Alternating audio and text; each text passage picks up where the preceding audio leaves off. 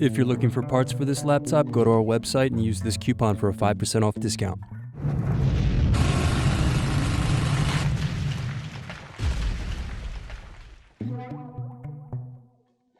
First unscrew, then use fingers to remove base cover.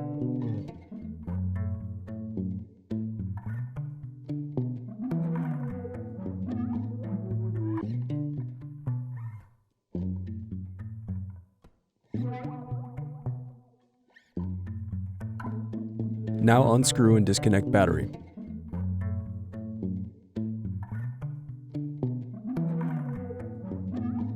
Then use thin object to pry apart and remove CMOS battery. Thanks for watching. Don't forget to like and subscribe if you enjoyed this video. And if you need more, check out this playlist to watch other tutorials for your laptop.